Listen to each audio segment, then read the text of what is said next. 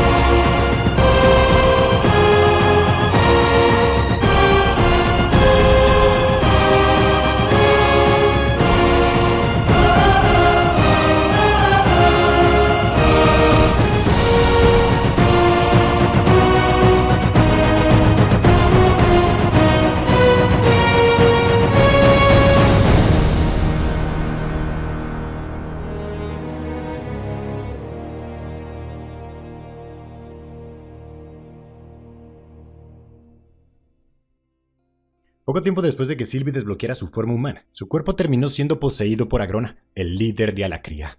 Arthur cierra la puerta y coloca una barrera de sonido para que nadie pueda escucharlos. Entonces, le pregunta qué es lo que ha pasado con Sylvie. Agrona le responde que no hay nada de qué preocuparse, pues el hechizo que está usando para hablar con él es inofensivo y lo incrustó en ella cuando todavía era un huevo. Ella se encuentra completamente a salvo, se podría decir que está durmiendo.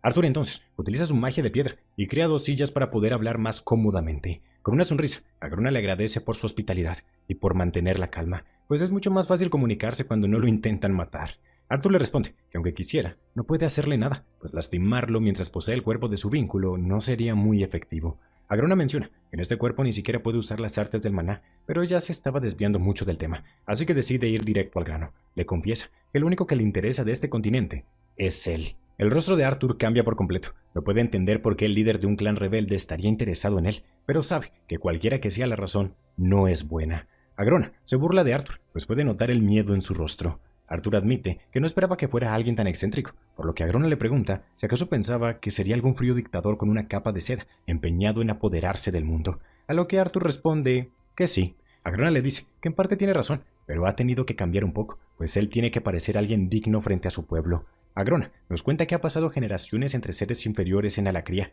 quienes cambian constantemente su ética por puro capricho. Hace apenas un par de siglos, las ejecuciones públicas eran entretenimiento gratuito, pero ahora las encuentran horripilantes. Lidiar con todo eso le parece un fastidio, así que tiene a otras personas que se encargan de lidiar con los inferiores, basándose en su cambiante sentido del bien y el mal. Arthur intenta juzgarlo, preguntándole exactamente cuál es su sentido del bien y el mal, pues le recuerda que sus retenedores han masacrado muchísimos soldados, pero Agrona lo hace quedar como un hipócrita cuando le recuerda que exhibió el cadáver congelado de su pobre Jagred como si fuera un trofeo, así que le aclara que no puede comportarse como si su bando fuera mejor que el suyo.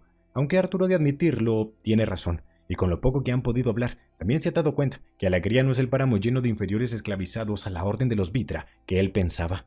Agrona sabe exactamente qué es lo que Arthur está pensando, así que le pregunta qué fue exactamente lo que le dijeron los asuras sobre él.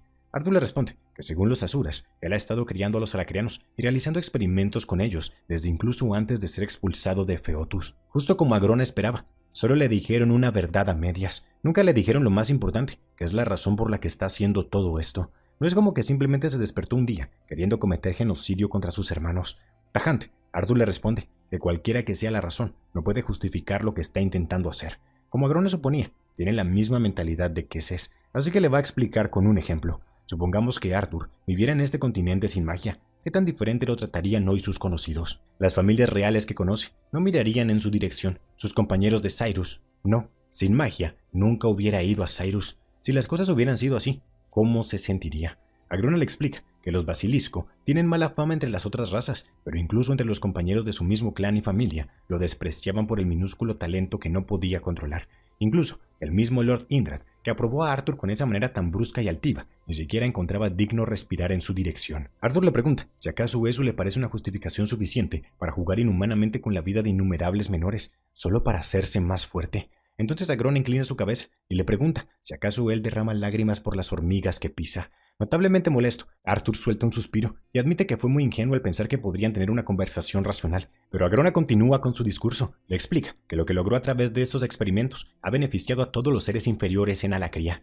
Ellos lo veneran, no por miedo, sino por reverencia, pues para ellos, él es su salvador. Arthur le pregunta si acaso los hizo olvidar los asesinatos y torturas que perpetró contra sus antepasados o algo así, pero Agrona responde que no fue necesario. Incluso puede asegurar que esos sujetos de prueba están agradecidos de que él los haya usado, pues son sus herederos y las futuras generaciones quienes cosecharán las recompensas de sus sacrificios.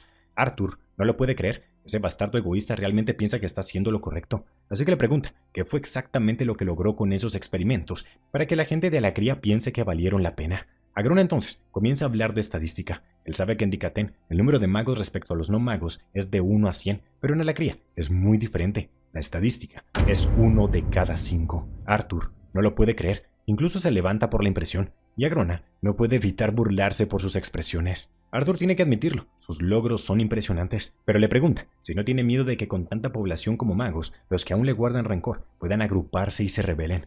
Agrona se vuelve a reír. Se nota que sigue dudando de sus palabras, pero como ya le había dicho en un inicio, su gente lo venera. Gracias al proceso estructurado de despertar que ideó para ellos, muchos han podido utilizar la magia para mejorar sus vidas mundanas. Arthur sigue sin confiar en sus palabras. ¿De verdad le está diciendo que dedicó tiempo y esfuerzo en idear un método para el beneficio real de los alacrianos? Los asuras ya se lo habían dicho, pero ya que al parecer están tan sesgados con sus opiniones, prefiere preguntarle directamente ¿cuál es su objetivo con todo esto?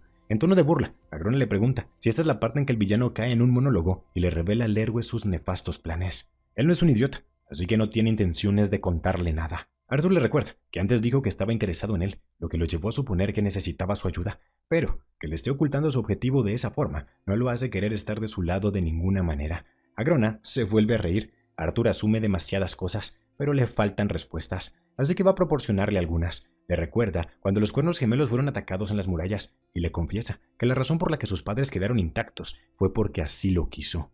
También le cuenta cuál es la razón por la que los asuras ya no han vuelto a comunicarse con ellos. Resulta que algunos, incluido Aldir y Winsome, intentaron infiltrarse en su castillo en Alacría. Preocupado, Arthur le pregunta si eso significa que el tratado se ha roto, pero Agrona le responde que no. Ni él ni los asuras en Efeotus quieren eso, así que hicieron otro trato. Debido a sus actos, los asuras ya no pueden ayudarlos de ninguna manera durante esta guerra. Winsome, Aldir y el resto de los asuras los han abandonado, a ellos y a Dicatén. Anteriormente, le preguntó cuál era su objetivo. Tenerlo de su lado de manera voluntaria estaría bien, pero justo ahora lo que quiere es que Arthur se retire de esta guerra. Hasta el momento, Agrona ha sido muy conservador, absteniéndose de matar civiles innecesariamente, pero le advierte que eso no seguirá siendo así. A duras penas ha logrado mantenerse con vida hasta ahora, pero le pregunta cuál es la probabilidad de que su bando pueda ganar esta guerra sin que muera nadie de su familia o sus otros seres queridos. Esta es su propuesta, siempre y cuando no se convierta en un oponente para su ejército. Él va a garantizarle que él y sus seres queridos no serán tocados. En ese momento, Sylvie comenzó a despertar de su sueño, por lo que ya no van a poder seguir conversando. Agrona le pide que piense muy bien su propuesta, aunque le aconseja que tome una decisión pronto, pues están progresando a la siguiente etapa de esta guerra y puede asegurarle que no será en beneficio de su bando. Cuando esté listo para responder, solo debe recitar un hechizo que acaba de implantar en su memoria para volver a comunicarse a través de Sylvie. Pero antes de que Agrona se vaya, Arthur quiere saber por qué está tan interesado en él. Agrona supone que no hace daño decirle, por lo que le confiesa que ha disfrutado hablando con un viejo amigo suyo. Y no se refiere a alguien de este mundo, sino a alguien de su anterior vida, pues nos revela que ya conoce su verdadera identidad, el Rey Grey. Ahora debemos pasar al campo de batalla, pero no desde el punto de vista de uno de nuestros protagonistas, sino desde el punto de vista de un soldado alacreano, más específicamente de Stefan Bale. Él se encuentra junto a varios soldados alacrianos, dirigiendo una gran horda de monstruos corrompidos hacia el territorio de los elfos.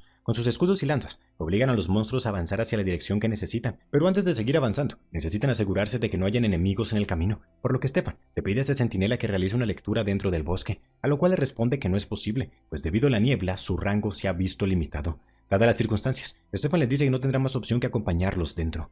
Al tipo no parece gustarle mucho la idea, pero Stefan le deja muy en claro que el hecho de ser un centinela no lo convierte en alguien especial y por lo tanto tendrá que acatar sus órdenes. Ahora, le pide que formen un vínculo mental. El centinela obedece de inmediato y luego de tocar su cabeza, Stefan comienza a escuchar su voz en su mente. ¿Puedes escucharme? Stefan le intenta responder, pero el centinela le deja en claro que sus transmisiones son unilaterales, por lo que no puede escuchar sus respuestas. Stefan no tiene más opción que hablarle directamente, confirmando que lo puede escuchar, y le entrega una bolsa llena de polvo que podrá utilizar para que las bestias corrompidas no lo ataquen durante algún tiempo. Las bestias ya lograron irrumpir dentro del bosque de Elchir. Stefan no puede ocultar su emoción, pues finalmente podrá presumir la cresta que desbloqueó recientemente. Si esta misión tiene éxito, ganará su tan ansiada entrada a la bóveda de obsidiana para adquirir un emblema, justo como lo hizo su padre. Stefan levanta su mano derecha, le ordena a todas sus tropas que se organicen y los envía a la carga. Varios soldados de Dicatán fueron atrapados por sorpresa. Durante este combate, se nos revelan algunas cositas interesantes sobre los alacrianos. Cuando Stefan ve pelear a los soldados de Dicatán, se sorprende, pues aunque son magos débiles, son capaces de proteger su cuerpo con maná, pues en Alacría, solo los magos que han obtenido una cresta pueden hacerlo. Pero eso no lo atemoriza, pues a pesar de su magia extraña y versátil, los magos de Dicatán son lentos, así que está confiado de su victoria. Para él, esta misión es una oportunidad fácil para impulsar su linaje. Su padre nunca llegó a reclamar una insignia real legendaria, pero está seguro de que él sí será capaz de obtenerla cuando pueda entrar en la bóveda. De repente, una elfa comenzó a rebanar monstruos con una gran destreza. Stefan supo de inmediato que ella era la mayor amenaza y por ende su objetivo, así que le ordena a sus tropas que enfoquen sus escudos en él y al centinela que le advierta de cualquier peligro. Su espada se prendió en fuego y con gran velocidad inició el ataque hacia su enemigo. La elfa logró protegerse a duras penas, reforzando su cuerpo con maná.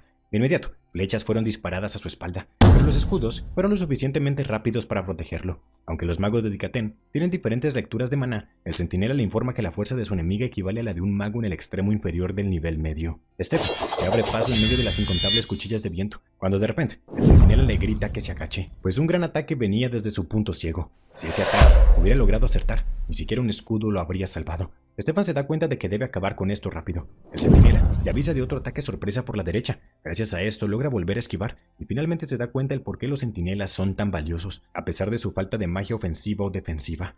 Mientras esquivaba el ataque, Stefan lanzó sus espadas por los aires, logrando sorprender a su enemiga, que logró esquivar el ataque a duras penas. Aprovechando la distracción, Stefan acortó la distancia con un poderoso golpe que la dejó fuera de combate. Para él, esta victoria fue demasiado fácil. Lo único que le queda es dar el golpe final. Pero de repente, una gran presión congeló su cuerpo y el de todos los soldados. El centinela le advirtió que debe salir de ahí inmediatamente, pero ya era demasiado tarde. La presión lo puso de rodillas y ante él apareció el más joven de las lanzas. Stefan no lo puede creer. Ese mago parece tener su misma edad, así que ¿cómo es posible que sea tan poderoso? Como puede, se levanta e intenta escapar, pero Arthur utiliza su magia de hielo y congela uno de sus brazos hasta destrozarlo.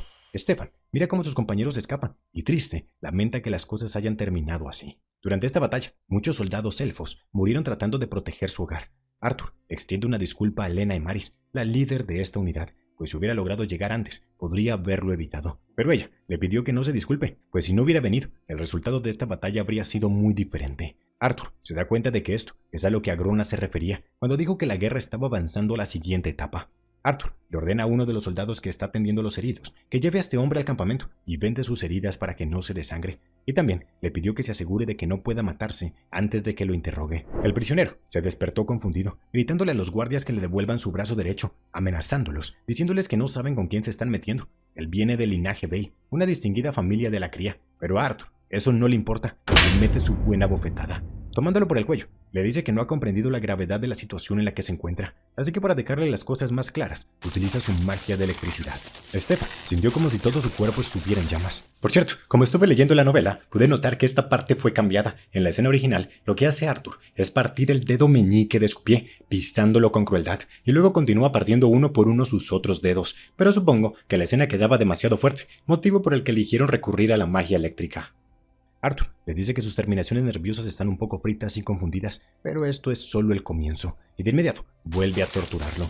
Mientras lo hace, se ve al espejo y no puede evitar recordar las palabras de Agrona. Stefan le ruega que se detenga y le pregunta qué es lo que quiere. Él va a decirle cualquier cosa.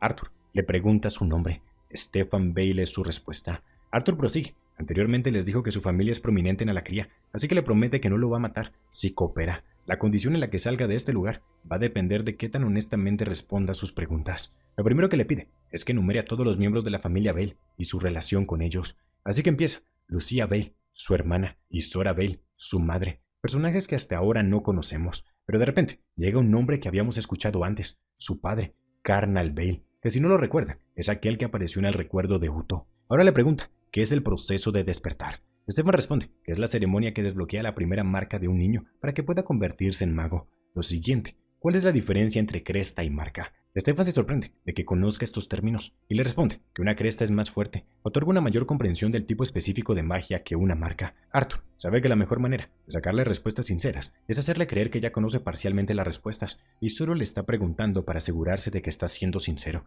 Así que le pregunta ¿qué etapa está arriba de las marcas y las crestas? Él responde que luego de las crestas están los emblemas y luego las insignias. Esto lo lleva a preguntar qué tan fuertes son los magos con insignias comparados con los retenedores, pero esta respuesta no la sabe, ya que el mago más poderoso de su familia solo es portador de un emblema.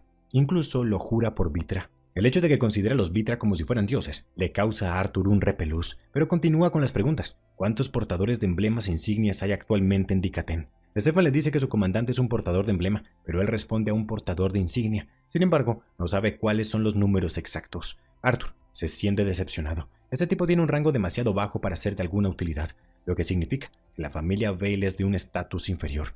Stefan pudo notar la decepción en su rostro, así que, temiendo por su vida, le revela que sus tropas no son las únicas que van a atacar el bosque, que hay muchas otras dirigiéndose hacia el norte ahora mismo. Esta es la mejor información que le puede dar, así que le pide que por favor cumpla su promesa y lo deje ir. Pero Arthur le dice que lo único que le prometió es que él no iba a matarlo. Tras las incontables vidas que ese tipo arrebató, no puede simplemente dejarlo ir, así que le dice a la líder que puede disponer del alacriano como mejor le parezca. En medio del bosque, Arthur no puede evitar volver a recordar su conversación con Agrona y comienza a preguntarse si debió haberle dicho al consejo sobre la conversación que tuvieron.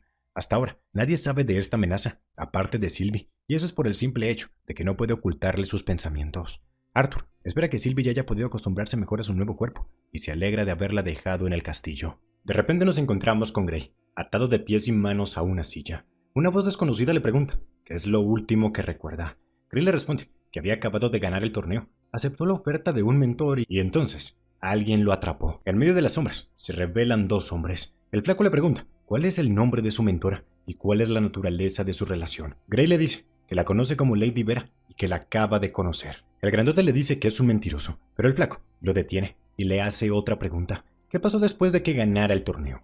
Gray responde que se estaba dirigiendo a su habitación, pero es interrumpido por el grandote, quien lo vuelve a llamar mentiroso y lo toma por el cuello para luego levantarlo con una fuerza increíble. Con un tono intimidante, le aconseja que lo mejor es que les diga de una vez qué organización lo envió para proteger al legado. Pero Gray no tiene ni idea de qué están hablando. Nunca había escuchado hablar de ese tal legado. El grandote lo arroja y al ver que no coopera, el blanco dice que va a traer el fósforo blanco. Cuando Gray vuelve a despertar, se encuentra a sí mismo sin ropa. El flaco le dice que tiene suerte, pues como tiene información que ellos necesitan, tendrán que mantenerlo con vida, al menos por ahora. Enfrente de él, destapa un extraño contenedor y le dice que si realmente es quien ellos sospechan, seguramente ya se habrá preparado para esto, pero si han cometido un error y la evidencia que tienen es una simple coincidencia, pues bueno, esta será una experiencia increíblemente incómoda para él. Gray le pregunta de qué están hablando, mientras el tipo vierte un extraño polvo en su pecho. Él le pide que se detenga, pero sin piedad le prende fuego al fósforo. Lo único que se escucha es el fuerte grito de Gray y nuevamente le aplica un poco en otro lugar. La tortura era horrible. Encendían un trozo de su piel y luego tomaban un descanso, dándole falsas esperanzas de que se había terminado, solo para hacerlo todo de nuevo. Luego de incontables quemaduras, Gray comenzó a suplicarles. Él está dispuesto a decirles cualquier cosa. Al flaco le gusta su actitud, pues puede ver que su espíritu se ha quebrantado. Ahora va a contarle una historia y él tendrá que rellenar los huecos si no quiere que le aplique fósforo en lugares más sensibles. Con esto dicho, comienza a contar su historia. Su nombre es Gray. La directora Olivia Wilbeck estuvo a cargo de su cuidado desde la infancia y el orfanato era su hogar. Hasta aquí todo está muy claro, pero ahora es donde necesitan su ayuda. Ellos quieren saber qué institución lo entrenó para ser el protector del legado. Gray le responde que apenas terminó su segundo año en la Academia Militar Whitholm. Aparte de eso, no ha recibido ningún entrenamiento previo. Al flaco no le convence su respuesta,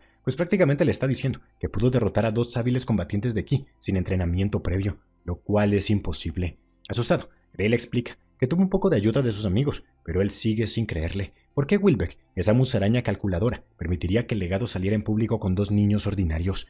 Gray, que sigue sin entender nada, le pregunta qué es este legado que no paran de mencionar, pues les vuelve a decir que él nunca ha escuchado de eso en su vida.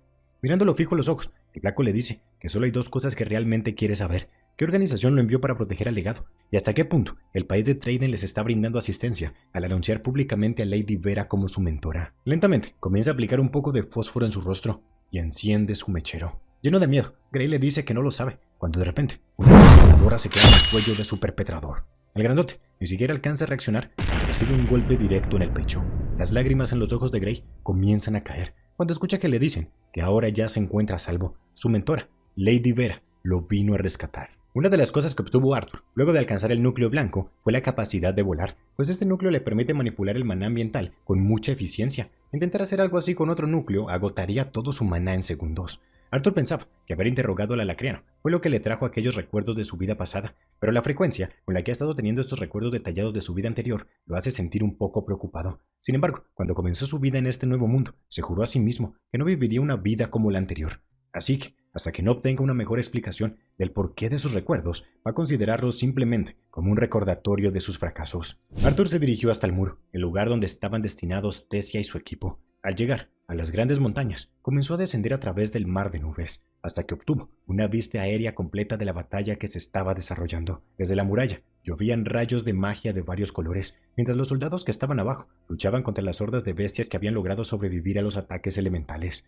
Arthur continuó con su descenso hacia la montaña, cuando de la nada vio una gran ráfaga de fuego disparándose hacia él, lo cual lo hizo sentir un poco de fastidio antes de dispersar el hechizo sin mucho esfuerzo. Al aterrizar, se encontró con una multitud de soldados arrodillados, y el más cercano era un hombre con pecho de barril y una armadura bastante desgastada. Él se arrodilló unos metros delante de Arthur, sujetando la cabeza de un hombre bastante joven. El veterano le pide sus más sinceras disculpas por el error de su subordinado, pues como no sabían que iban a ser bendecidos con su presencia, él supuso que se trataba de un enemigo, pero le promete que se va a encargar de castigarlo inmediatamente. Arthur disfrutó un poco de esto, pues hacía mucho tiempo que no lo trataban de tal forma, pero luego de un rato se le hizo aburrido, así que le responde que el castigo no es necesario, es su culpa por haber venido sin avisar. Pero aún así, se acercó al joven soldado y le aconsejó que la próxima vez que vea una amenaza no identificada, primero le avise a sus superiores para que ellos puedan juzgar.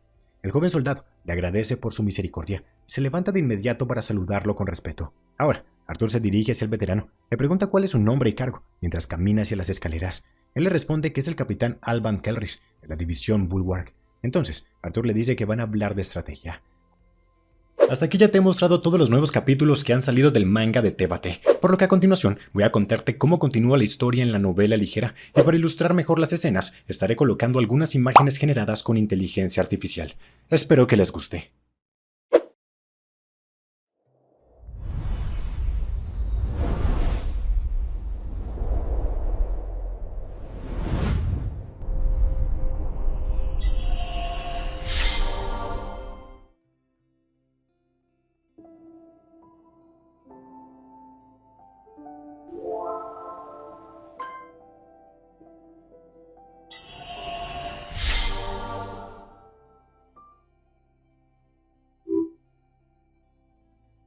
Juntos, llegan hasta la sala de reuniones, donde Arthur es sorprendido por la gran belleza de una mujer, Yesmilla Kruger, la capitana de la división Trailblazer, la unidad de Tessia. Ella tiene una larga melena rubia y una figura que su ajustada armadura no hacía sino acentuar. Al verla, Arthur solo podía preguntarse cuántos hombres habrían intentado cortejarla, pero a pesar de su belleza, tenía una presencia imponente. Siempre tenía su mano apoyada sobre el pomo de su sable, como si estuviera siempre lista para atacar. Actualmente, ella se encontraba discutiendo con el capitán mayor, y resulta ser un personaje que ya conocemos, Trodius Flamesword. Si tienes buena memoria, seguro lo recordarás. Se trata del padre de Jasmine. Trodius le estaba diciendo a la capitana que una semana es demasiado tiempo para despejar una mazmorra, y le ordenó que a partir de ahora sus unidades deberán tener un plazo estricto de 4 días para cada mazmorra. Para ella, esto es una completa locura. Lo único que conseguirían es aumentar el número de bajas. Trodius aclara que esto es una orden y le recuerda que el muro es la última defensa en la frontera oriental de Sapin. Si un soldado de su unidad muere en el páramo de las bestias, la familia de ese soldado no estará en peligro. Sin embargo, si el número de bestias es superior al que puede soportar esta fortaleza, esos monstruos y los magos alacrianos tendrán vía libre para erradicar a los civiles de los pueblos cercanos. La capitana no pudo hacer más que sentarse en silencio, con una expresión que denotaba lo agrio que le habían sentado sus órdenes. El capitán Trotius le pregunta a otro de sus hombres si hay alguna actualización sobre la búsqueda de las puertas de transporte. A Arthur esto le llamó mucho la atención, por lo que interrumpió para preguntar a qué se está refiriendo. Trotius le explica que con los constantes ataques a la muralla, la mejor manera de que los soldados accedan a los páramos de las bestias es a través de los canales subterráneos. Sin embargo, con el nuevo medio de transporte que se está construyendo, que según recuerda se llama tren, tendrían un mejor acceso a la puerta de teletransporte de la ciudad. Así que, si son capaces de localizar y hacer funcionar una de esas puertas, las tropas no tendrían que perder horas marchando por los túneles subterráneos. Las puertas de teletransporte siempre han sido un tema muy interesante para Arthur. Junto con el castillo flotante y la ciudad de Cyrus, las puertas son otra reliquia que fue dejada por los magos de antaño. Para él, siempre ha sido impresionante que los antiguos magos podían hacer cosas que incluso los magos más fuertes del presente ni siquiera pueden imaginar. Los arcos de piedras con runas indescifrables parecen muy sencillos. Sin embargo, las ciudades tuvieron que ser construidas en torno a estos portales y las poblaciones dependen en gran medida de ellos como medio de transporte. En la actualidad, los artífices solo han descubierto cómo conectar las puertas de teletransporte entre sí y cambiar sus destinos. En cuanto a la posibilidad de construir una puerta nueva, era un sueño lejano. Arthur le pregunta cómo están seguros de que hay puertas de teletransporte en el páramo de las bestias. Trotius le responde que no están seguros, por eso mismo es que ha limitado los recursos para encontrarlas. Muchos de los textos antiguos que tienen sobre las puertas apuntan a que algunas están escondidas en el páramo de las bestias, pero nunca nadie las ha visto. Arthur le pregunta ¿qué método está utilizando el equipo de búsqueda? Trotius le responde que no quiere gastar ni el más mínimo recurso en esa labor. Le explica que las puertas emiten constantemente una débil fluctuación de partículas de maná. Normalmente serían indetectables, incluso para los mejores rastreadores, pero estas fluctuaciones se producen en todo el espectro de elementos, así que están ideando una forma de percibir estas fluctuaciones. Arthur se sorprende mucho, pues para él, encontrar estas fluctuaciones no sería una tarea tan difícil, solo tendría que sobrevolar el páramo de las bestias. Pero prefiere no intentarlo, pues si no llega a ver ninguna puerta, sería solo una pérdida de tiempo. Los pensamientos de Arthur son interrumpidos por Trotius, quien le pide disculpas por haberlo hecho esperar y realiza un gesto para que todos los presentes se retiren. No obstante, Arthur los detiene, pues afirma que lo mejor es que todos escuchen la información. En poco tiempo, les explicó todo lo que aprendió luego de interrogar al alacriano, y con los recuerdos que pudo ver de Uto, rellenó algunas lagunas para darles un análisis profundo. Reflexivo, Trotius le pregunta si lo que está queriendo decir es que los alacrianos tienen una forma muy limitada y especializada de manipulación de magia, a lo cual Arthur responde que sí. Pero lo que Trotius no puede entender es qué es lo que impide que un golpeador, por ejemplo, pueda usar su maná en un ataque a distancia.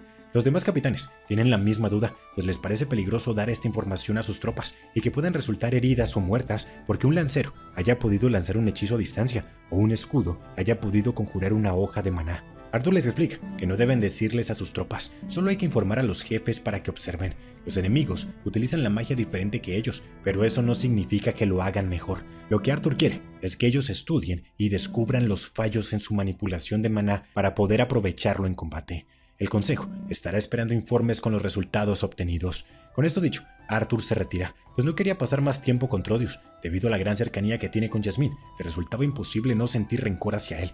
Pero ahora mismo estaba aquí como una lanza, no como el amigo de Jasmine, y pese a ser un pésimo padre, las habilidades de liderazgo de Trotius son sólidas.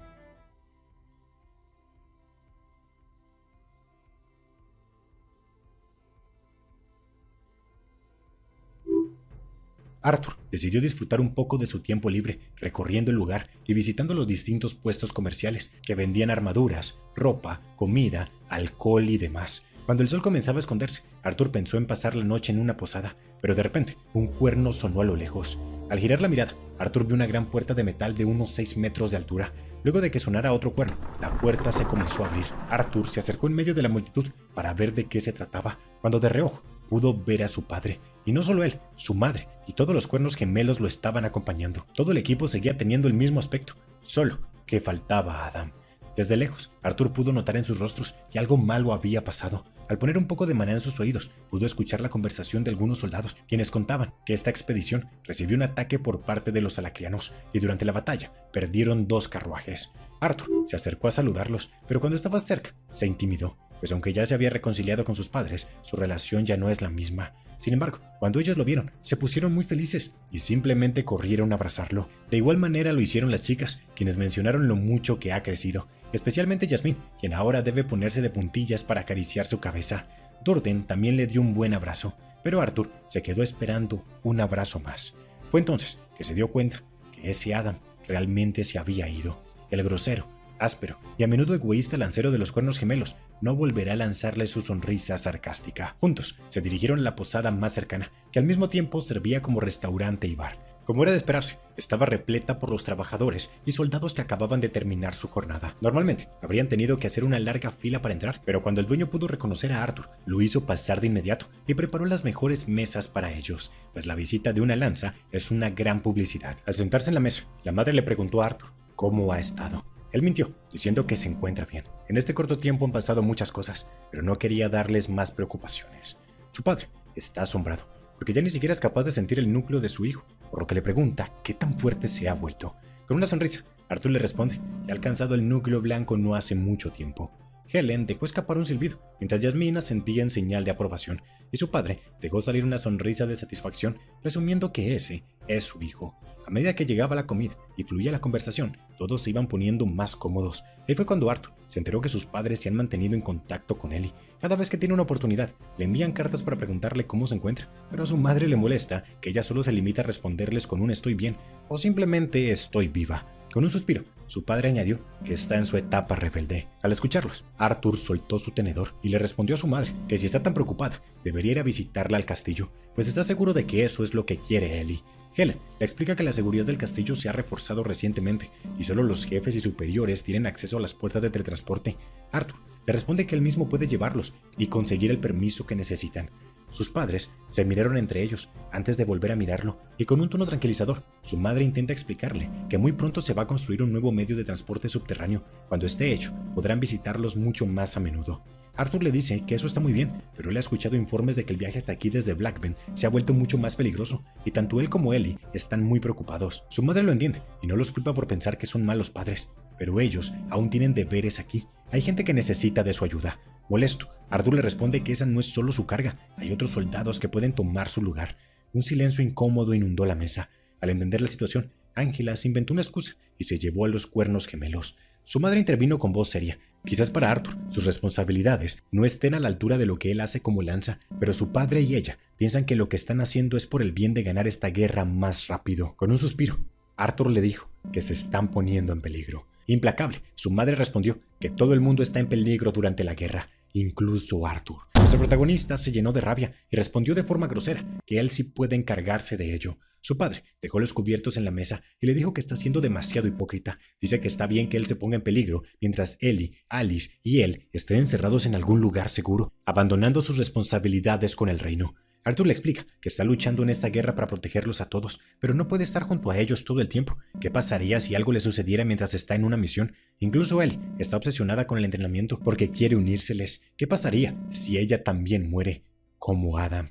Su padre le pide que se detenga. Mantener viva a su familia es su prioridad, pero también quiere que vivan felices. Por eso está haciendo esto. Puede que Dicatel no haya sido el único hogar de Arthur, pero este es el único lugar que ellos conocen. Y si tienen que morir para que Ellie pueda vivir con un futuro mejor, están dispuestos a hacerlo. Con eso dicho, su padre se marchó furioso y su madre se fue junto con él. Lo miró solemnemente, pero no le dijo nada, mientras Arthur se quedó sentado solo. Poco tiempo después, se levantó de su asiento, dejó algunas monedas de oro en la mesa y salió volando por el balcón. Hola, espero que te esté gustando este video. Si es así y te gustaría que podamos traer más resúmenes de la novela de Tébate, te invito a unirte a los miembros del canal con el botón unirse que está al lado del botón rojo. Hacer estos videos requiere de bastante tiempo y mucho dolor de cabeza lidiando con la inteligencia artificial que casi siempre hace lo que se le da la gana. Además, los videos de novelas no son muy populares y probablemente tenga pocas visitas, así que muchísimas gracias a todos los que puedan ayudarnos uniéndose a los miembros del canal.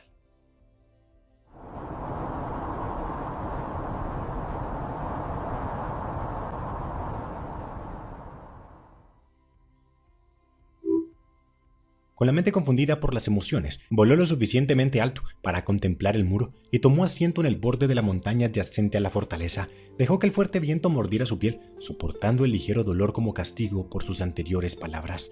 Arthur hizo todo lo posible por no pensar en su anterior conversación. Quería matar algunas bestias corruptas, pero la noche estaba tranquila. Amplió su visión, tratando de percibir alguna bestia que se dirigiera a la muralla, pero no percibió ninguna. Sin embargo, sí pudo sentir que alguien se acercaba desde abajo. Escalando el muro, se encontró con Yasmín, quien lo había estado buscando. Arthur tiró hacia arriba de su brazo. La pobre tuvo que tomar un respiro antes de poder hablar, y agitada le dijo que debería tener más respeto por aquellos que no pueden volar. Con una sonrisa, Arthur le pidió disculpas y le preguntó cómo pudo encontrarlo. Yasmín resopló con orgullo que no debe subestimar a su mentora, y soltando una risa, Arthur responde que nunca lo ha hecho. Los dos se sentaron en silencio por un rato, observando cómo se oscurece la noche. Mientras tiembla por el frío, Yasmín le pregunta cuánto tiempo lleva en el muro. Arthur los envuelve con una capa de maná impregnado de fuego, mientras le responde que solo unas horas antes de que ellos llegaran.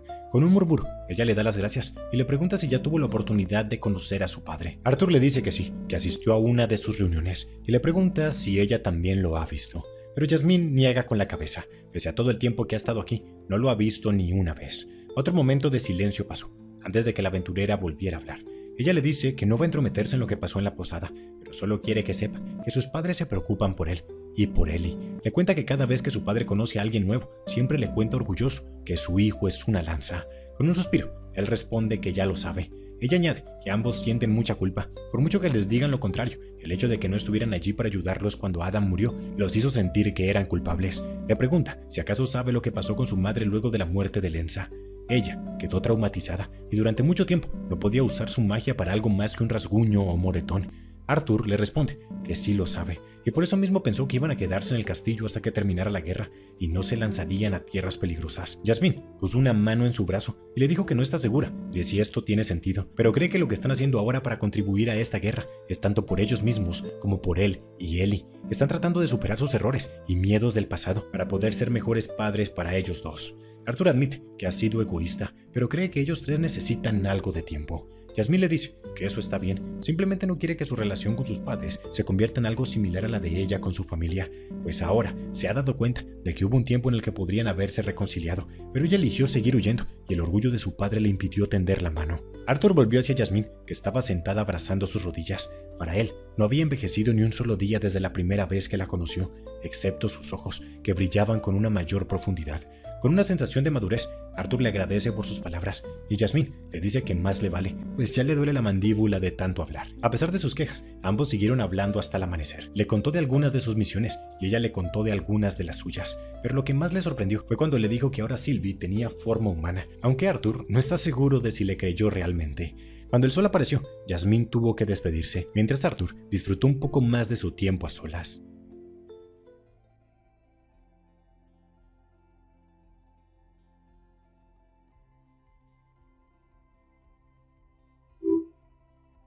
Arthur regresó al castillo. Todos los soldados se reunieron a su alrededor para saludarlo y darle la bienvenida. Nada más entrar, se encontró con Sylvie y su hermana. Ellie estaba muy feliz de verlo y tenía muchas ganas de que le contara todo lo que había pasado durante su misión. Por otro lado, Sylvie, que puede escuchar sus pensamientos, sabe lo angustiado que está por lo que pasó con sus padres y le dice que más tarde van a hablar al respecto. Ellie le dice muy orgullosa que ya logró alcanzar el escenario rojo claro y gracias a su entrenamiento diario con Boo, está segura de que va a convertirse en una conjuradora muy competente para su edad. Incluso menciona que el comandante Virion la ha felicitado por sus habilidades, diciendo que podría saltarse el entrenamiento obligatorio para los soldados. Cada vez que Ellie demuestra su entusiasmo por unirse a las filas del ejército, Arthur se siente tentado a detenerla. Sin embargo, esta vez se abstuvo a simplemente responder con una sonrisa y a sentir con la cabeza. Mientras tanto, la pobre Sylvie caminaba a su lado, muy concentrada en la acción de caminar bípedamente, teniendo que utilizar su magia como una muleta para no tropezar. Ellie también le cuenta que la princesa Catelyn la ha ayudado mucho. Siempre que puede le enseña una que otra cosa sobre la magia. Arthur se sorprende al escucharla y le recuerda que siempre que necesite ayuda con la enseñanza de la magia puede recurrir a él. Ellie le da las gracias, pero ella siente que aprender de él solo la haría deprimirse. Confundido, Arthur le pregunta a qué se refiere. Ellie le explica que aunque hay una diferencia de 5 años, siguen compartiendo la misma sangre. Él ya es un mago de núcleo blanco, además de poder controlar los 4 elementos, así que probablemente ella comenzaría a compararse con él, y eso la pondría triste. Su actitud alegre de repente se apagó, y Arthur volteó a mirar a Sylvie, con la esperanza de que supiera cómo resolver el lío que acaba de formar. Sylvie levantó una ceja, antes de caminar para igualar el ritmo de Ellie, y luego de darle una palmadita en el hombro, le dijo que no pasa nada. El talento de su hermano se considera una anomalía incluso entre los asuras, así que no debe compararse con un bicho raro como él. Rascándose la mejilla, Arthur le responde que bicho raro es un poco demasiado, pero él le dice que no. En este sentido, la palabra friki lo describe a la perfección. Al llegar a la sala de reuniones, Arthur se despide de él y le promete que después pasarán más tiempo juntos. Los guardias saludaron con respeto a Arthur y anunciaron su llegada. Al verlo, el rostro de Virion se iluminó y lo saludó ansiosamente. Arthur respondió el saludo de manera formal, mientras que Sylvie inclinó su cabeza. Siguiendo las indicaciones, se sentaron en la mesa y Arthur se sorprendió al ver a alguien en el consejo que nunca se hubiera esperado: Boun de Moglonuit, su antiguo profesor de magia enana. El nuevo líder de los enanos saludó a la joven lanza para después quejarse por el dolor de su trasero. No le había dolido tanto desde que su madre lo azotaba de pequeño. Arthur dejó salir una leve carcajada y entonces dirigió su atención al consejo. Los reyes están felices de que haya llegado en este momento, pues justo estaban discutiendo un tema importante y no han podido ponerse de acuerdo. Con los recientes ataques que ha sufrido el bosque Elshire, los reyes elfos están preocupados por su reino y quieren llevarse algunas tropas extra que lo protejan. Por otro lado, los reyes humanos están en desacuerdo, pues consideran que el eje principal del conflicto sigue siendo Sapin y dispersar las tropas pondría en gran peligro al continente. Durante esta discusión, Virion se mantuvo imparcial, escuchando los puntos de vista de ambos bandos, pero sin tomar ninguna posición concreta. Los enanos tampoco podían ser de ayuda en esta situación, pues dentro de su reino se está viviendo un conflicto interno, ya que aún hay varios enanos que quieren unirse al bando de los alacrianos, por lo que la misión principal de Boun en este momento es encargarse de eliminar a todos esos traidores. Arthur les da un informe completo de toda la información de los alacrianos que pudo obtener durante el interrogatorio. Los miembros del consejo se sorprendieron al escuchar que los magos alacrianos son especialistas en una sola cosa. Para el rey Blaine, eso significa que no son tan fuertes como pensaban y que van a poder aprovecharse de esa debilidad. Pero Boun le deja saber que está equivocado, pues en una guerra, tener muchos magos especializados en una única cosa es mucho más útil que tener pocos magos versátiles, pues para poder aprovechar esta desventaja, los magos de Dikaten tendrían que estar por lo menos en el núcleo amarillo. Volviendo a la discusión inicial sobre cómo deberían distribuir sus fuerzas, Virion aclara que quería esperar al regreso de Lord Aldir para discutir este asunto, pero a vistas de que él y el resto de los Asuras han cesado el contacto con ellos, decide tomar medidas temporales. Tras pensarlo con cabeza fría, ha determinado que actualmente las fuerzas principales deben concentrarse en Sapin, ya que es el punto central de la batalla. Pero atendiendo la preocupación de los reyes elfos, van a enviar a dos guerreros muy poderosos, el anciano Camus y la lanza de los elfos, Aya.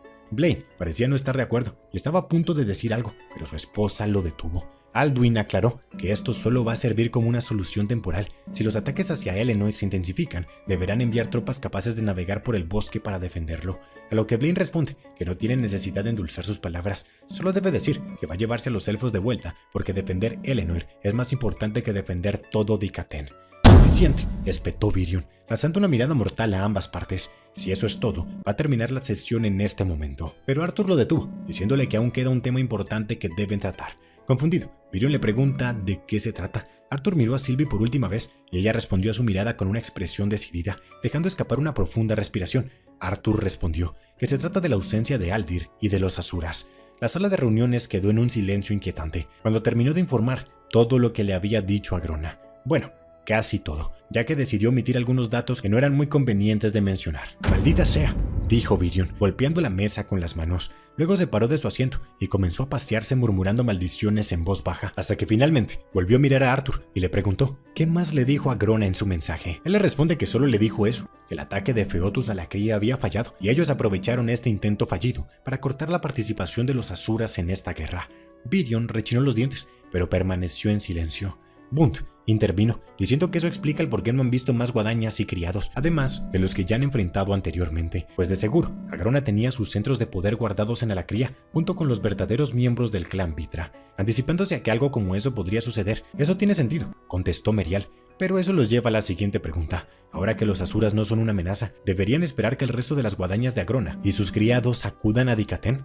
El ambiente en la sala se puso pesado, como si un fuerte peso hubiera caído sobre sus hombros.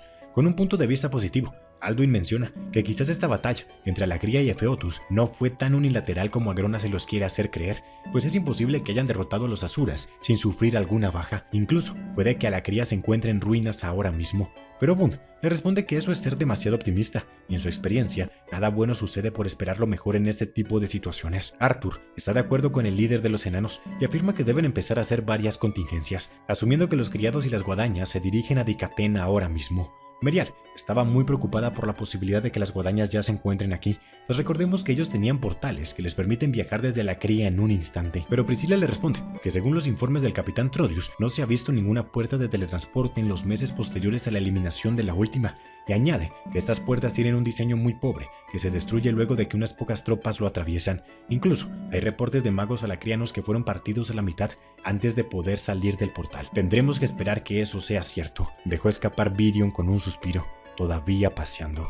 Mientras el consejo seguía intercambiando ideas y suposiciones, la mente de Arthur se trasladó a su vida anterior, a las estrictas enseñanzas de Lady Vera sobre la conducción de guerras, que siempre le explicaba mientras pasaban por interminables rondas de juegos de mesa estratégicos, hasta que un fuerte aplauso lo sacó de sus pensamientos. Virion sabe que hay muchas cosas que deben pensar, pero también necesitan un tiempo para descansar, pues algunos ya llevan más de un día aquí y no es bueno tener la mente aletargada. Mañana continuarán con la reunión al amanecer.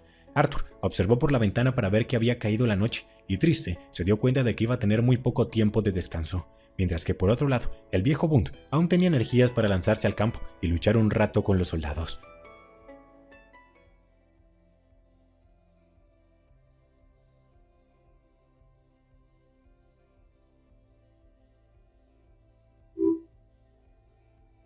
Al regresar a su habitación, Arthur se puso su ropa para dormir y se arrojó en la cama. Sus ojos ya se estaban cerrando cuando Sylvie comenzó a cambiarse de ropa.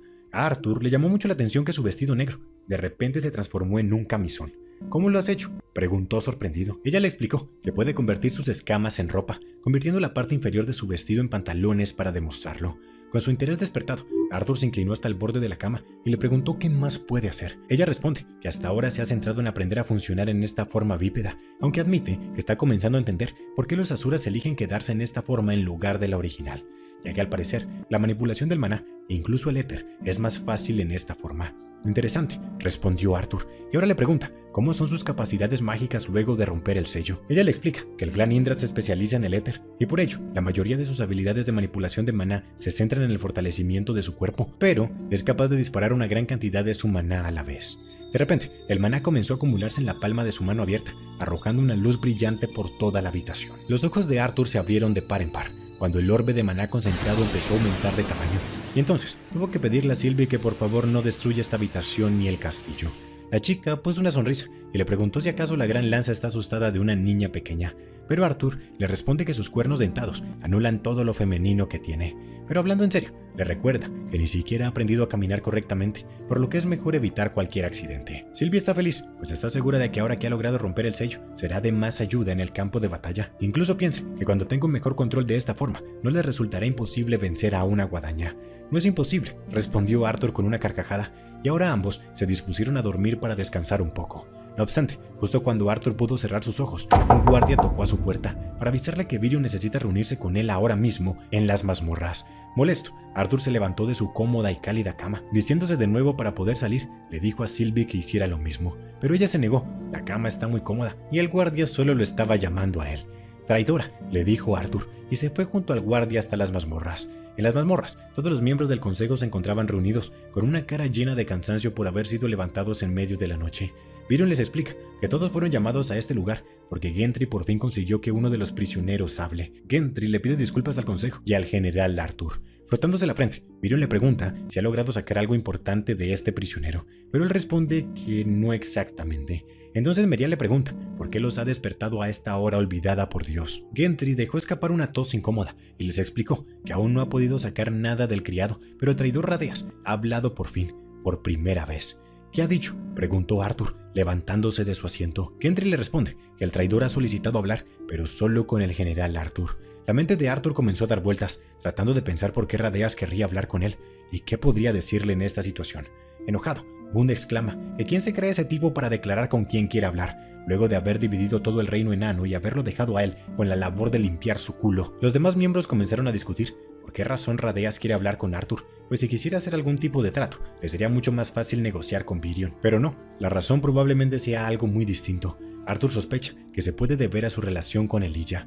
En medio de la discusión, Gendry los interrumpió para darles un consejo, pues considerando todo lo que tuvo que hacer para que quisiera hablar, lo mejor sería aprovechar esta oportunidad antes de que se arrepienta. Arthur aceptó la sugerencia y juntos se adentraron a los niveles inferiores de las mazmorras. Respirando hondo, Arthur esperó a que Gendry abriera la celda. El anciano le avisó que va a estar esperándolo justo al lado de la puerta, y aunque está seguro de que él ya lo sabe, le pide que por favor no vaya a tocar nada. Arthur esperó hasta que el anciano se marchara, y entonces fijó su mirada en el hombre arrodillado y esposado. Radeas. Con una sonrisa, el prisionero le agradeció por su tiempo y presencia, inclinando su cabeza respetuosamente. Ahora, con su permiso, va a comenzar. Confundido, Arthur le pregunta a qué se refiere, pero Radeas simplemente mantuvo la cabeza y la mirada baja y comenzó a recitar. Un muchacho de origen humilde, nacido, envuelto en trapos por una toalla. Por dentro, sin embargo, era más como las cenizas sin pretensiones de una particular ave de fuego. Y como todos los futuros héroes, el muchacho tenía la apariencia y el poderío. Radeas extendió su brazo, mientras su otra mano se posaba sobre su pecho y continuó. Su madre le enseñó el mundo, su padre le enseñó a luchar. Arthur miraba atónito, como el hombre torturado continuaba su epopeya. De repente, la voz de Radeas se hizo más profunda, más oscura, y continuó. Eso es, hasta que llegó el día. Cuando el muchacho supo que había un escenario mayor que domar, su sangre también supo que ya no podía contener el fuego del muchacho que deseaba reinar. Así que tomaron sus maletas y desearon buena suerte a su pequeño pueblo. Pero desgraciadamente, como en todas las historias, la tragedia llegó. ¡Radeas!, gritó Arthur, pero fue silenciado por un dedo levantado, y Radeas continuó. Pero nunca te inquietes, nunca dudes, porque como todas las historias, un héroe nunca abandona, así que crece y crece a través de su dolor de corazón y agonía, sin cesar, venciendo. Radeas miró hacia la tenue luz parpadeante que había sobre ellos y prosiguió. Por desgracia, toda luz necesita una sombra, todo héroe necesita un enemigo. Cuanto más brillante es la luz, más oscura es la noche. Al final, mira a Arthur y lanza una sonrisa. Pero te pregunto esto, futuro héroe, ¿qué pasa cuando tu enemigo que ha cruzado el tiempo y el espacio es realmente más brillante que tú? Tal vez el brillante caballero de una bella doncella es la plaga mortal de otra, y el lado de la oscuridad y la luz es solo una cuestión de quién gana el derecho. En la celda se formó un silencio incómodo, y para empeorar la situación, Radeas, con los brazos encadenados al suelo, agarró la mano de Arthur. Sus brillantes ojos sin alma se convirtieron en medialunas mientras le sonreía y asentía. Estaba feliz por confirmar que Arthur era real y no se tratara de una ilusión, pues tenía miedo de que su actuación se hubiera echado a perder. Arthur retiró su mano de inmediato y le dijo que al parecer su tiempo en este lugar lo ha vuelto desequilibrado. No puede creer que de todas las palabras más precisas que pudo haber utilizado, como loco o demente, escogió desequilibrado. Entonces Arthur se enfadó, le dijo que al parecer no entiende la gravedad de su situación. Él va a estar aquí encerrado por mucho tiempo y va a ser desagradable. Dependiendo de lo que le revele a él y al consejo, su estadía puede ser más o menos desagradable. Así que ahora no es momento de preocuparse por qué término suena mejor. Radeas lo miró sin la más mínima preocupación y le respondió, antes de caer de espaldas, que él sabe exactamente en qué posición se encuentra y ya le ha dicho exactamente lo que quería decirle. Lo que él gane con ello no es de su incumbencia. Arthur apretó los dientes con frustración y esperó en silencio un poco más, con la esperanza de que cambiara de opinión, pero al final el traidor lo despidió con un gesto de mano, mientras empezaba a tararear el ritmo del poema que había recitado antes. Teniendo el llamado de Arthur, Gendry cerró la puerta. Frustrado y sin palabras, Arthur se dispuso a salir de la prisión, cuando su mirada se posó en otra celda, una aún más pequeña que la de Radeas. A pesar de las cualidades inhibidoras del material del que estaba hecho la celda, un aura ominosa se filtraba constantemente. Por un momento, Arthur tuvo la tentación de abrir su celda. En poco tiempo, el aura había crecido y llegado a un nivel que rivalizaba con los mejores magos de Dikaten. El miedo que había sentido al enfrentarse a Uto, incluso con la ayuda de Sylvie, le dejó una profunda impresión de la que quería deshacerse, y pensó que enfrentándose de nuevo al criado lo conseguiría. Por muy tonto que suene, Arthur comenzó a caminar hacia la prisión de Uto, pero entonces logró recobrar el sentido, sacudiendo su cabeza, y salió de la mazmorra para reunirse con los miembros del consejo que lo estaban esperando. Todos se quedaron viendo, esperando que les dijera algo, pero lastimosamente que la cordura de Radeas parece haber sido afectada, pues lo único que hizo fue recitarle un poema sin mucho sentido. Todos ellos conocían a Radeas como un enano muy inteligente, así que escuchar esto les sorprendió bastante. Viron le pregunta de qué se trataba el poema. Arthur le explica que era una historia sobre un chico que iba a ser héroe, pero algunas cosas no tenían mucho sentido. Gendry menciona que sus tácticas a veces dejan a los prisioneros en un estado poco deseable y les pide disculpas a todos por la falsa alarma. Él realmente pensaba que iba a confesar algo importante. Al ver que no se ha revelado nada sustancial, los miembros del consejo deciden discutir el asunto durante la próxima reunión, pues les será más fácil descifrar ese poema una vez que hayan dormido un poco. De este modo, la improvisada reunión del consejo en los pisos bajos del castillo llegó a su fin. Arthur regresó a su habitación. Pese a la falta de sueño y descanso, estaba muy despierto. Las palabras de Radeas lo habían puesto a pensar, así que comenzó a anotar las partes del poema que recordaba.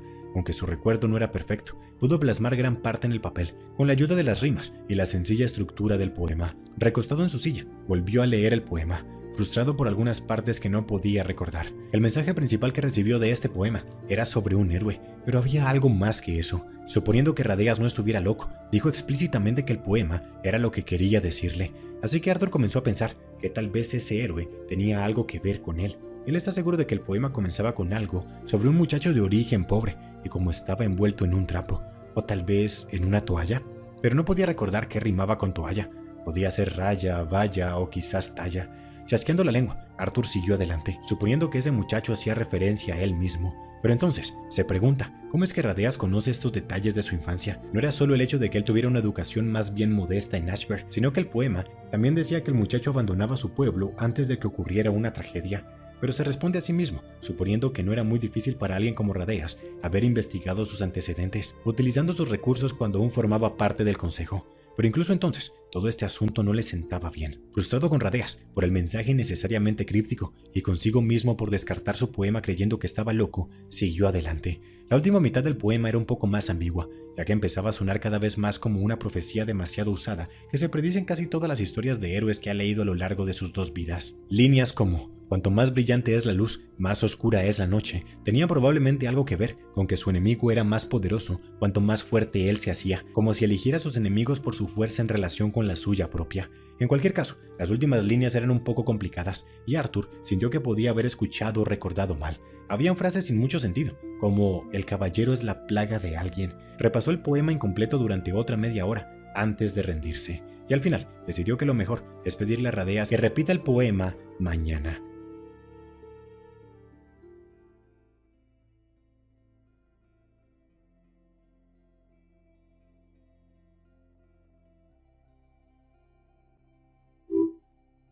Al dormirse, Arthur comenzó a soñar con su vida pasada. Varios meses después de haberlo rescatado de sus captores, Gray empezó a recibir clases privadas de Lady Vera. Aunque sus métodos eran brutales y su personalidad era tan cálida como un bloque de hielo, sus enseñanzas eran eficaces. En medio de una práctica, Lady Vera logró golpear el brazo izquierdo de Gray con un palo de metal que ellos llaman florete. Gray le preguntó cómo lo hizo, mientras se miraba la herida fresca, pues él pensaba que lo había esquivado. Ella le respondió que está demasiado concentrado en su arma. Su visión debe abarcar a su enemigo o enemigos en conjunto. Con esta nueva perspectiva, le pregunta qué puede ver diferente. Lady Vera procedió a golpearlo una vez más y le pidió que responda a su pregunta, llamándolo chico. Gray le responde que ya va a hacerlo, y le recuerda que tiene un nombre. Ella le responde que es consciente de que lo nombraron igual que un color bastante aburrido, pero ella lo va a seguir llamando como se le dé la gana. Temiendo ser golpeado de nuevo, Arthur respondió a la pregunta, señalando su pie y diciendo que ha pivotado, usando su pierna adelantada, llevando el pie trasero hacia adelante para un mayor alcance. Bien, asintió Lady Vera en señal de aprobación. Luego de esto, comenzó a caminar hacia el estanque artificial que tenía en su patio.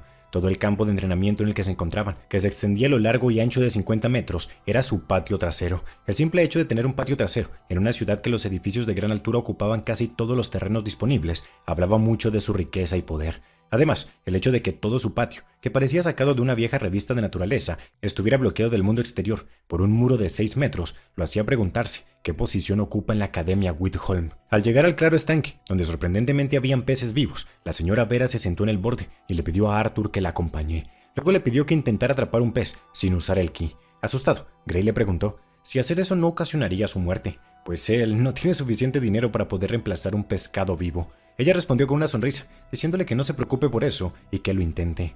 Gray se quedó viendo por un rato los animales acuáticos que solo había visto en forma congelada y procesada. Luego metió su mano y trató de coger uno. Sin embargo, justo cuando sus dedos apenas tocaban el agua, el pez dorado y negro salió disparado hacia el otro extremo del estanque.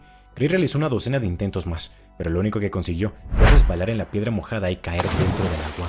Su mentora soltó una gran carcajada mientras Gray se quejaba, diciendo que le había pedido algo imposible. Sin embargo, cuando levantó la cabeza, se sorprendió al ver que su mentora ya tenía un pez en la mano. Gray no podía creerlo y le pidió que lo volviera a hacer. Sin problema, ella soltó el pez en el agua. Gray se puso de pie y observó atentamente, por si su mentora intentaba hacer una jugada rápida y utilizar el ki o hacer trampas de alguna manera. Lady Vera esperó con la mano cerca de la superficie y justo cuando otro pez estaba a punto de nadar, sumergió la mano lentamente en el agua y salió con el pez atrapado. Le dirigió a Gray una sonrisa de satisfacción y volvió a lanzar el pez al agua. Gray no puede comprenderlo ella lo hizo tan lentamente que incluso le pregunta si acaso entrenó estos peces para que simplemente entraran en su mano. Inexpresiva, le respondió con otra pregunta, si acaso parece el tipo de persona que gastaría su tiempo haciendo algo tan inútil. Grace se rasca la cabeza, porque sigue sin entender el sentido de esto, a menos que lo único que quiera sea lucirse.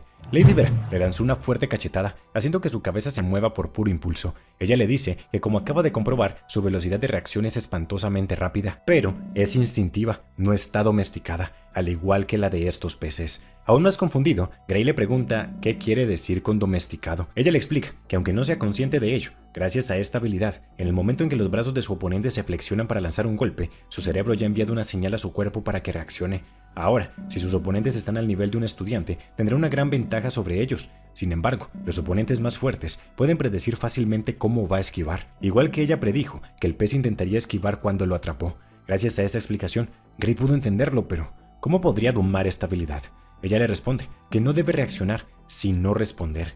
Gray le pregunta si acaso no es lo mismo. Ella le explica que no, ya que una es intencional mientras que la otra es instintiva. A partir de mañana, van a comenzar con el entrenamiento ofensivo. Hasta ahora, solo habían estado entrenando las bases, así que Gray está muy emocionado, aunque ella le dice que no debería emocionarse tanto, pues a partir de ahora solo recibirá palizas. Con esto, termina su clase del día de hoy, y un coche negro lujoso lo está esperando afuera para llevarlo a sus clases de la academia. Luego de un buen sueño de casi una hora, Gray se despertó afuera de su academia. Como siempre, se bajó del vehículo, preparado para recibir las agudas miradas de sus compañeros, ante el gran lujo de montar un vehículo de esa categoría. Sin embargo, el patio exterior, que normalmente está lleno de estudiantes, se encontraba vacío. Todos estaban reunidos alrededor de la entrada del edificio de administración. Bloqueando el perímetro, habían varias camionetas de policías y guardias impidiendo que los estudiantes se pudieran acercar a las puertas del edificio. Gray agarró al estudiante más cercano y le preguntó qué es lo que ocurre. Él le responde que hubo una enorme explosión y, según los rumores, fue causada por un estudiante. El chico desapareció entre el mar de estudiantes, dejando a Gray boquiabierto. Mientras avanzaba por la multitud, se encontró con Nico, quien corrió de inmediato hacia él y comenzó a decirle que no entiende qué fue lo que pasó, que el ki de contención debe haber funcionado mal y que todo es su culpa. Gray le pide que se tranquilice y le explique bien las cosas, porque no entiende nada. Nico enterró la cara entre sus manos y le dijo que Cecilia había vuelto a tener uno de sus accidentes. Arthur se despertó de la pesadilla y respiró profundamente. Solo habían pasado unos días desde su último sueño, y el que acaba de tener es particularmente malo. Era un recuerdo que nunca podría olvidar, junto con la muerte de la directora Wilbeck, ya que ese fue el día que hizo que su vida se desarrollara como lo hizo. Solo había dormido unas 2 o 3 horas, pero luego de esa pesadilla ya no iba a poder conciliar el sueño, así que Arthur decide lavar su cara con agua fría y salir a hacer un poco de estiramiento matutino. Sylvie se despertó por los ruidos que estaba haciendo, así que Arthur le pregunta si quiere acompañarlo, pero ella se niega y vuelve a taparse con la cobija. Arthur estaba listo para salir cuando se encontró con el papel desordenado lleno de trozos del poema que intentaba recordar. Entonces cambió de planes y decidió que mejor va a ir a visitar a Radeas. Caminando por el largo y poco iluminado pasillo que conducía a la entrada del primer nivel, vio una cara familiar custodiando la puerta. Albolt, el elfo de la familia Schaffer, que Virion le había presentado anteriormente. Él se encontraba durmiendo mientras montaba guardia a la gran puerta de metal. Con una sonrisa de satisfacción, Arthur borró su presencia y suavizó su aliento. Cubrió sus pasos de maná de la misma manera precisa que cuando entrenaba en los bosques de Feotus. Aceleró su velocidad a medida que se acercaba al guardia dormido, pero en cuanto estuvo a unos metros de la puerta, los ojos de Albolt se abrieron de golpe y una gruesa capa de maná cubrió su cuerpo y sus espadas al tiempo que las blandía. Arthur las atrapó fácilmente con sus manos, pero aún así se sorprendió. De inmediato, el elfo guardó su espada y le pidió disculpas. Él podía jurar que sintió a alguien acercándose sigilosamente. Arthur le responde que precisamente eso es lo que estaba haciendo, pero no entiende cómo pudo reaccionar, pues se supone que estaba dormido. Albolt se rasca la cabeza avergonzado y le pide al general que por favor no se lo diga al comandante Virion, ya que solo le quedan unos días de castigo y no quiere quedarse aquí por más tiempo. Con una sonrisa, Arthur le dice que puede estar tranquilo, pues solo estaba impresionado. Virion tenía razón cuando dijo que tenía buenos sentidos. Soltando una risa, Albolt le confesó que su habilidad le ha salvado el culo en más de una ocasión, pero volviendo a su trabajo como guardia, le pregunta qué puede hacer por el general. Arthur le responde que necesita hablar con Gendry. Juntos entraron y se encontraron con Gendry profundamente dormido. Al ver al general, se despertó de inmediato y le preguntó qué puede hacer por él. Arthur le pide que por favor abra la celda de Radeas para hablar con él por un momento. Él le responde que por supuesto, y junto a Albolt abrieron las puertas con fuerza. Los ojos de Arthur se abrieron de par en par ante lo que estaba viendo.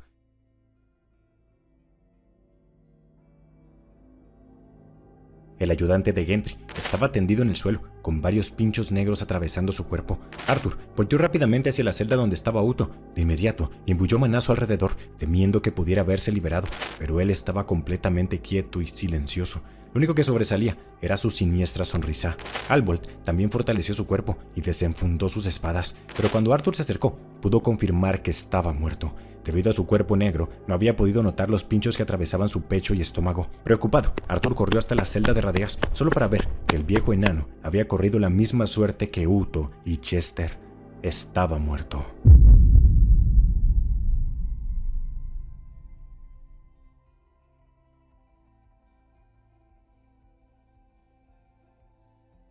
Y bueno, este video ya se hizo demasiado largo. Como les dije en un inicio, este video fue traído gracias a Emmanuel Garay, que envió una donación de $200. Dependiendo de qué tanto apoyo tenga este video, consideraremos seguir trayendo más adelantos de la novela ligera de la vida después de la muerte. Si a ti te gustó el video y quieres que traigamos más videos así, puedes apoyarnos dejando tu like, un comentario y compartiendo con tus amigos. Y si quieres apoyarnos aún más, puedes unirte a los miembros del canal o incluso dejar una donación voluntaria con el botón de super gracias.